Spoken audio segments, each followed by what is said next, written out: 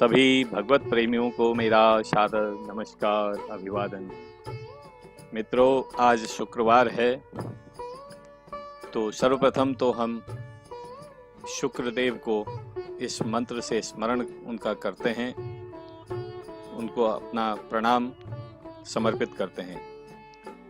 ओम हिमकुंद मृणालाभम दैत्यानां परमं गुरुं सर्वशास्त्र प्रवक्तारं भार्गवं प्रणमाम्यहम्।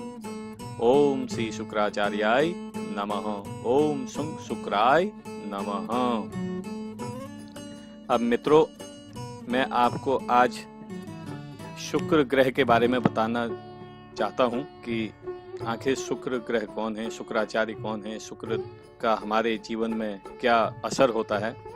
उस सबसे पहले मैं आपसे निवेदन करना चाहूँगा कि आप मेरे चैनल को अवश्य से अवश्य सब्सक्राइब करें, और अगर आपको मेरा वीडियो पसंद आता है तो आप मेरे वीडियो को अपने मित्रों के साथ शेयर करें और लाइक करें। तो ये मेरा आपसे विशेष अनुरोध है कि आप मेरे चैनल को सब्सक्राइब अवश्य करें, क्योंकि आपको इसी तरह से कई जानकारियां आपको मेरे वीडियो से मिलते रहेंगी। तो मित्रों, एक्चुअली शुक्राचार्य जो हैं वो दैत्यों के गुरु थे और उनको संजीवनी विद्या का ज्ञान था।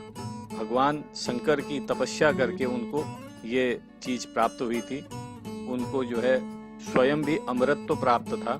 शुक्र जो हैं उन्होंने भगवान शंकर की जो है घनघोर तपस्या की थी, जिसके वरदान स्वरूप उनको स्वयं भी अमृत तो प्राप्त हुआ था, साथ ही उन्हें मृत संजीवनी विद्या की भी प्राप्ति हुई थी, जिससे वो जो है किसी भी मृत प्राय प्राणी को जीवन दान दे सकते थे।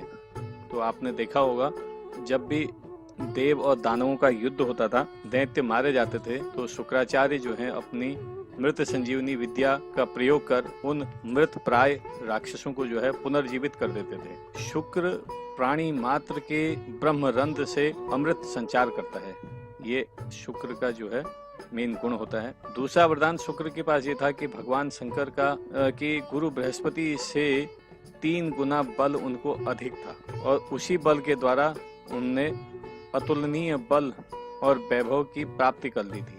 अर्थात जो भी संपत्ति कोई कठिन परिश्रम से प्राप्त करे, उसे वह साधारण से मार्ग से प्राप्त कर लेते थे। तीसरा वरदान शंकर जी ने उनको दिया था कि सभी ग्रह अपने 6, 8वें और 12वें भाव में बलहीन हो जाते हैं और अपना प्रभाव नहीं दे पाते हैं, लेकिन शुक्र को ये वरदान मिला था कि वो अपने 6ठे भाव को छोड़कर 8वें और 12वें भाव में और भी अधिक बलशाली हो जाते हैं।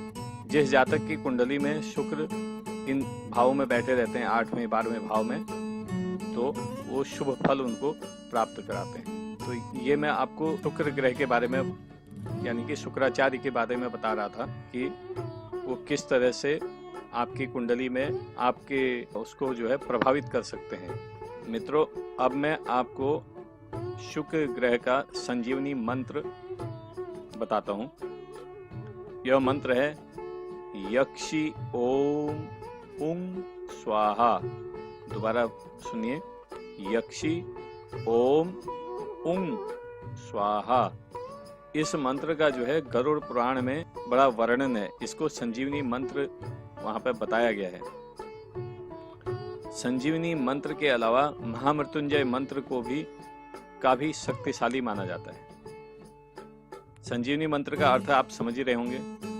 जब मनुष्य एकदम निष्प्राण हो जाता है, उसमें अगर संजीवनी मंत्र फूंक दिया जाए तो वो पुनर्जीवित हो जाता है। जैसे आपने भगवान राम की कथा में देखा ही होगा कि भगवान राम के अनुज लक्ष्मण को शक्ति लग जाती है और वो मूर्छित पड़ जाते हैं।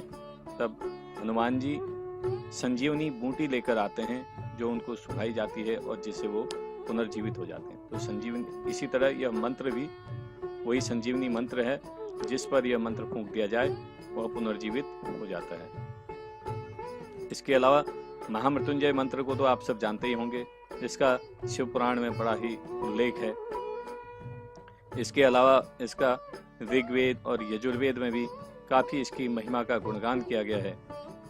महामृत्युंजय मंत्र: ओम त्र्यंबकं यजामहे सुगंधिं पुष्टिवर्धनम् उर्वारुकमिव बन्धनान् मृत्योर्मुक्षीयमामृतात्। तो इस तरह से ये महामृत्युंजय मंत्र भी जो है संजीवनी मंत्र का काम करता है।